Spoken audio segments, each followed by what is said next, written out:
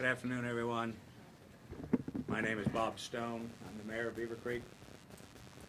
First and foremost, we wish to say our thoughts and prayers are with the victims and the families affected by this horrific act.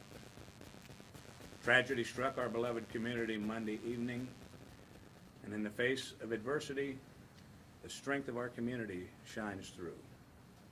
I extend our deepest gratitude to our first responders, especially the Beavercreek Police Department and Beavercreek Township Fire Department, as well as all the collaborating jurisdictions whose swift and coordinated efforts undoubtedly saved lives and minimized the impact of this devastating event. Together, we unite in support and resilience during these challenging moments. Now I'd like to pass the podium on to Pete Landrum, Beavercreek City Manager.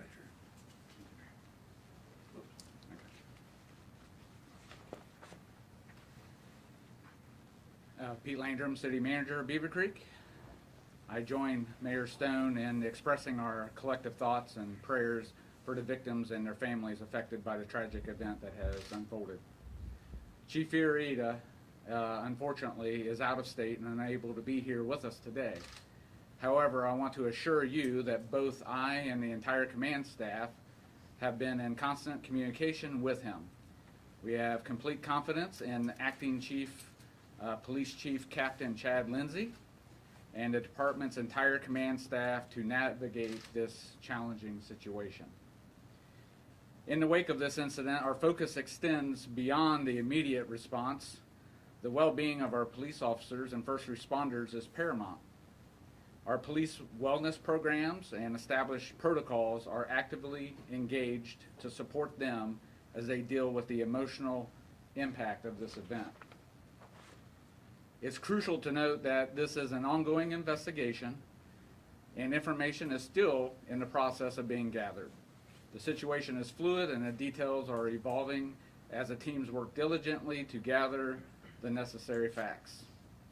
At this point, I'd like to introduce Acting Police Chief Captain Chad Lindsay, who will provide additional updates and insights to the ongoing efforts to manage and respond to this tragic event.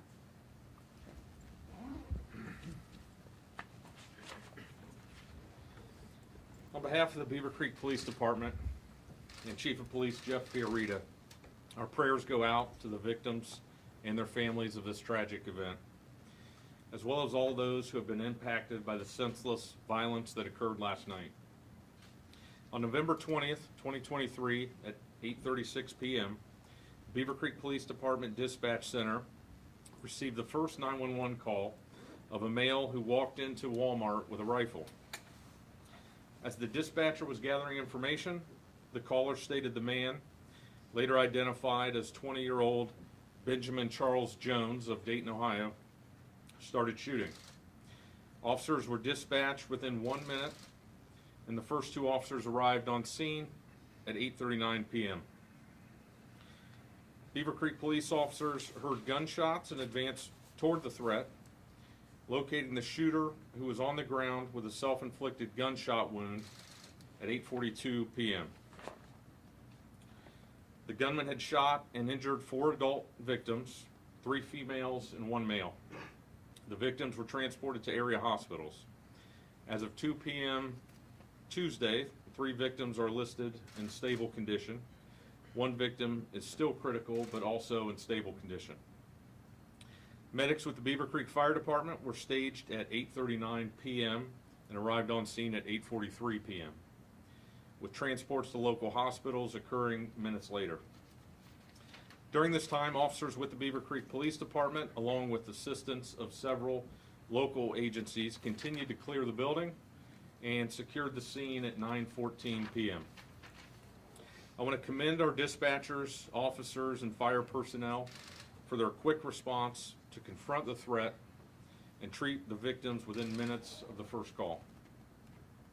Along with assistance from local law enforcement partners, the Ohio Bureau of Criminal Investigation, Bureau of Alcohol, Tobacco, and Firearms and Explosives, and FBI responded to assist with evidence collection and investigation, which is still ongoing.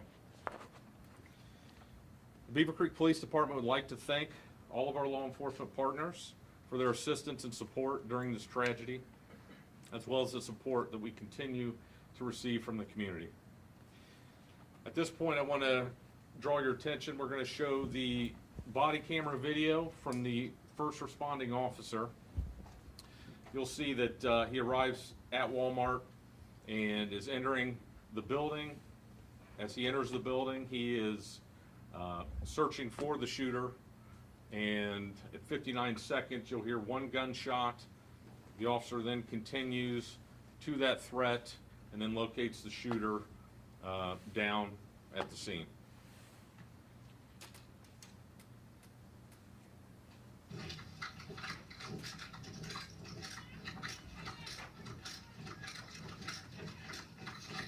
Where's he at? What's he look like?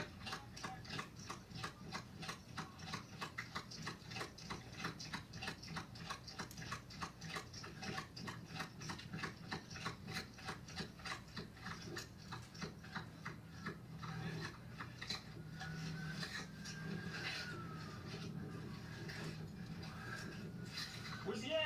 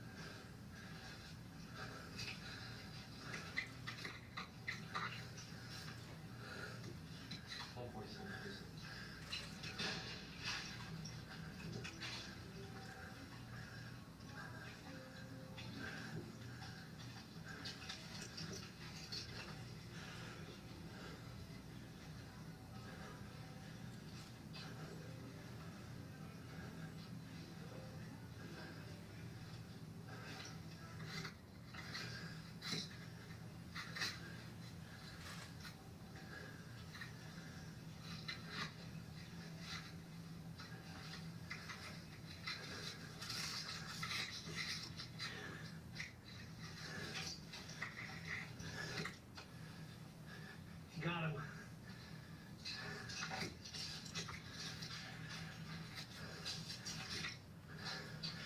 138 shooters out.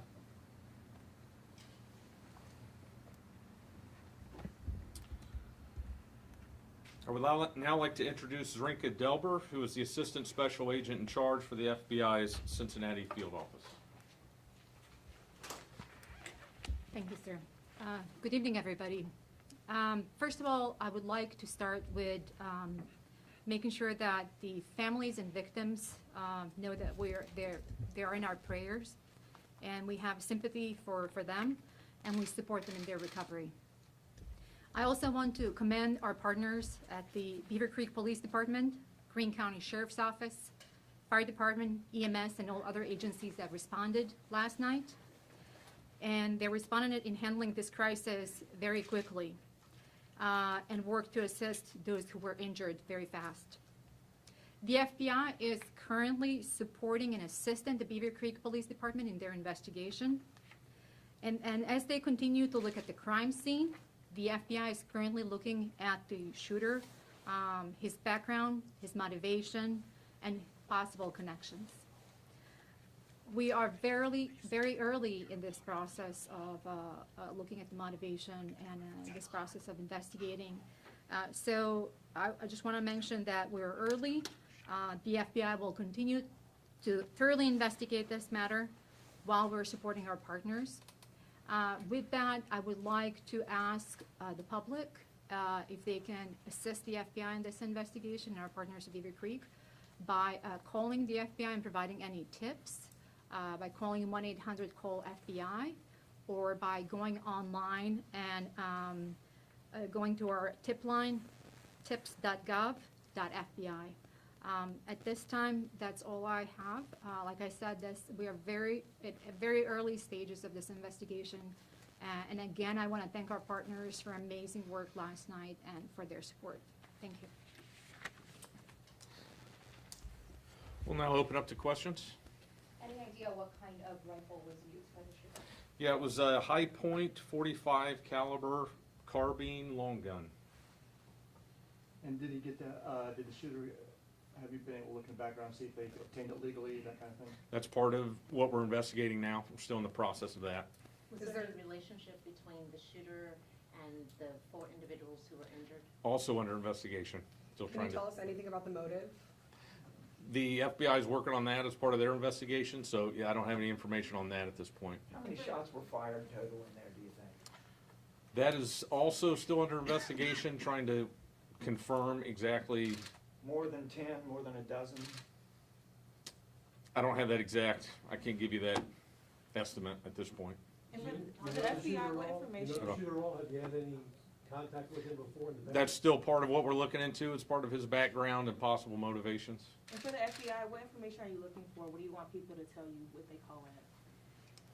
If they know anything about the shooter, we understand that shooter was resident of Dayton, had moved to Dayton probably a year ago. So not recent, not fully resident here for years. So if they have any information about the shooter, his associates, potential motives, anything like that. Thank Was you. he from where? here, From and where? did he have a record, do you know? He was from here and then recently, not recently, moved and came back here. Do you know where he lived, where he was before he came back here? He was a resident of Dayton. That's all we know. Do you know, 20 years old, was he a student anywhere, was he attending school? We don't have that information. Do you have any Kevin, information? what can you tell us about any search warrants you may have served overnight and what led you to those locations? Yeah, part of the investigation we did with the FBI's assistance, conduct a search warrant at his residence. And so, we're in the process of gathering that. His vehicle was also in the parking lot, so that's part of the search warrant process also, investigation. Was that the vehicle you towed this morning, the pickup truck? I don't know exactly when that was towed. It would have been probably early morning hours at some point. Do we know if he had a record, any history?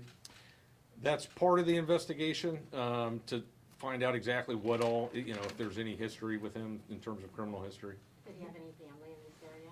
Since he was from Dayton? He did. Family? And you've been in contact with them? Is that correct? Yep, that's all part of it. Family, talking to any witnesses that we can, that we have, all of that. Speaking of the pickup truck that was in the lot, do you have any information about how long he may have been there? There's been reports that maybe he was sitting there for a couple hours before he went I inside. don't have that right now. Based on what you know about the victims, would you say that this could have been a targeted attack? I don't have any information about that. Obviously, that's gonna be part of the investigation, but I can't comment on it, Were the if it's a victims target. shoppers, or were they employees, or a mix? Do you wanna comment on that? Sure. I'm Captain Scott Molnar. I'm the commander of the Investigations Division at the Beavercreek Police Department. At this point in time, all 4 victims have been identified as shoppers. No employees, from what we know so far, were injured during the incident. And of this morning, you have 3 in critical, now just 1 in critical, so they are improving.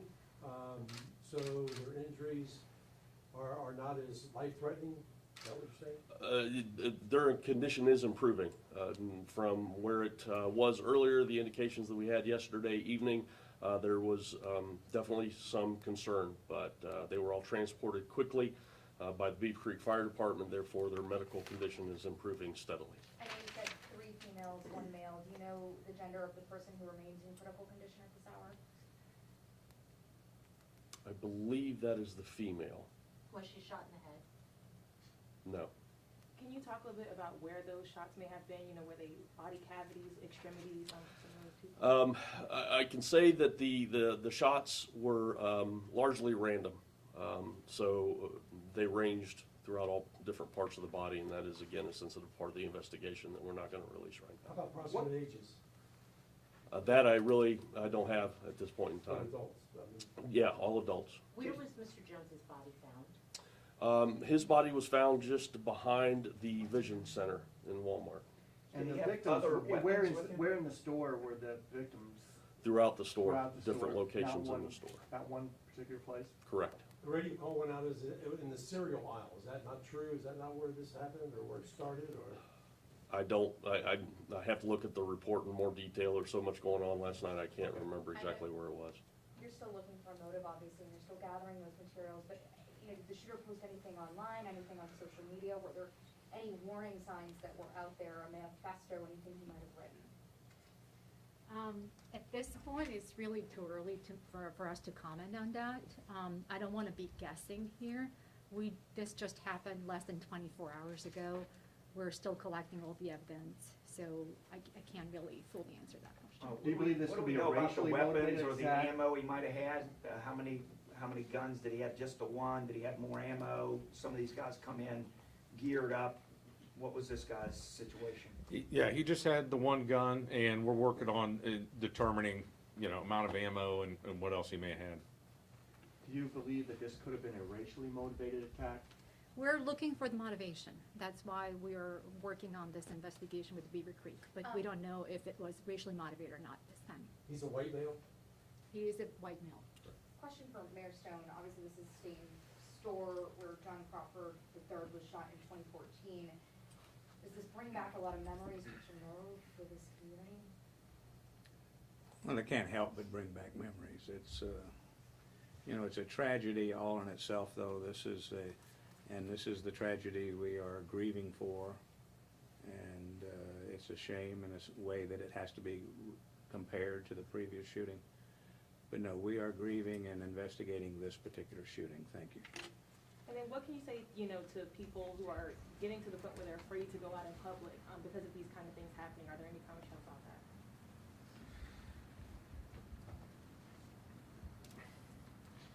I understand those concerns. Obviously, when you see situations like this happen, and it's always one of those things where you don't think it can happen in your community. So anytime it does, it's shocking, it's tragic, and it's just another example of, the need for people to just be aware of what's going on. The response to this was so fast. We had people calling in, and everybody just came together to handle this situation as quickly as possible. And as part of that, we always feel the support from the community, and we know that they're there to support and assist us. So, like I said, it's just a tragic incident, and it's something that we'll continue to train and prepare, hoping it never happens, but realizing that it's always a possibility. Do you know if Walmart was busier because it's Thanksgiving week, if it was that time of night? I don't know if they had any change in their shopping population or anything at that But point. likely, right? It's possible, definitely. Obviously, he had a long gun. Walmart has breeders. Did anybody call when did he try to conceal it? I'm sure you checked videotape. Did he conceal the long gun? Well, that's still part of the investigation process. We're going through to review all of that video, review the phone calls, talk to witnesses. The call that we had, the initial caller, like I said in my initial statement, saw him walk in with the gun. And He then, had it out. It wasn't trying correct, to hide it. Okay. correct. Captain, you said you're investigating the motivations. Your shooter is a white male. Are you able to say the ethnic background of your victims? At this point, we're not going to release that. That's still part of, what the FBI is looking into as part of their investigation. Can you How talk far did about he get your into the training? store before he started I'm sorry. shooting? Can you talk about your training? You mentioned ongoing training Mhm. for active shooter. What kind of training has the Beavercreek Police Department done just over the past months, years? Because this has been happening nationally. Right. We have annual, what we basically call active threat training, to where we have instructors that will have a classroom portion of training in terms of tactics, techniques for officers as they respond to an active threat situation. And we run through scenarios where officers are actually entering buildings, clearing buildings, responding to the threat. Along with that, we also have a electronic scenario-based system to where officers can interact with this system. It's on a screen, and so they can run through scenarios in that and practice not just responding to a critical incident or a threat situation, but also working on de-escalation tactics and those types of things. Do you know how long he was in the store before he started shooting? I do not know that yet. That's part of the investigation that they're putting the timeline together. They saw him come in with the gun. You're talking about a customer? Yeah. Yes. How many And- agencies responded to this? I don't have that number off the top of my head, but we had, there was quite a few, agencies from all over. In terms of Greene County, Montgomery County, we had support from everywhere locally, agencies coming to help us with the scene and, make sure everything was safe and secure. We see this video with this officer going in here. I mean, that's pretty intense. He has no idea what he's gonna face. Looks like he's by himself. Talk to us a little bit about what you see in that body cam. I mean, that's a good way to describe it. You can feel the tension, you can feel the kind of the adrenaline going, just as you're watching it. And in his case, it's, magnify that exponentially. And there was another officer behind him that you didn't see. But their goal and their role in that situation is to locate the threat as fast as possible. So at that point, and that goes back to our training and preparing them for that situation, is as they go in there, it's a one-track mind to get to that threat. And then at that point, when they see him, he had already committed self-inflicted wound and he was deceased. Then it immediately goes into, the fire department's assistance and clearing the scene and the evidence collection part of all of that investigation. How long was he in the store shooting, presumably before police arrived? I don't have that number at this point, that exact time frame. We're still looking into that to piece that all together. Do you have witness statements indicating he said anything as he was in the store or walking into the store? We have a lot of witness statements. Some of those we're still trying to compile all those. I don't know that specifically though. Has Walmart told you when they will reopen their store and when will their employees be allowed to return? I don't have that information. What are their employees doing, just? I couldn't answer. Yeah, I'm not sure what their procedure or how they're handling it on their end. I mean, with these kind of events happening, seemingly increasingly nationally, would you say community response is what people should focus on more? I mean, if we're in this kind of situation and the police aren't responding in 4 minutes or 3 minutes as if, we were in Beavercreek in another city, what should people be doing? Well, it goes back to, like I said, trying to do what you can to be aware of your surroundings. Always be vigilant, and know, I guess where you're going, what your activities might be. Unfortunately, there's never going to be an exact answer or a perfect solution to avoid a situation like that. It's just a matter of what you can do if it happens. How you can kind of think about to prepare yourself if it happens, to get to safety as quick as possible, call 911 as fast as possible, things like that. So you're mentally prepared if you find yourself in a situation like that. Captain, this could be for you or the FBI. As you're looking into the background, shooter's background, any indications of potential concerns about mental health? Like I said, we are collecting all of the information about the shooter and his background right now. Obviously, that's something that we're going to look into it really Do you know, deeply. were there any specific organizations he may have belonged to? Do you know where he worked? Any kind of information on him at this point? Right now, we don't have any. I mean, we're collecting information. We don't have anything right now that we can share with the public. So the shooter is 20 years old. The Walmart is down the street from Wright State University. Is there any indication, not necessarily that he was a student there, but he had connections to the university? We don't have any indications right now of that. Just a couple more questions, so we're ready to wrap it up. I mean, it was a very quick response time. I definitely would like to personally commend Beavercreek Police and everyone who responded. But what can you say went into, I know you do your annual trainings, but that seems like a very quick time for him to be found at 8:42 and the call be made at 8:37, I believe. That response time seems very quick.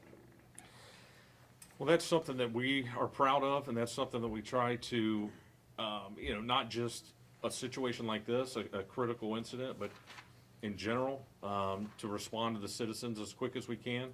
In situations like this, obviously, it's critical to be able to try to deal with it as fast as possible. So that's something that we've always done. We pride ourselves on that, and officers are patrolling, constantly being prepared for something that may happen regardless of the severity of it, so they can deal with it as quick as possible. Captain, where were the victims, where were they found? Were they able to walk out of the Walmart on their own volition, or did officers actually have to evacuate them?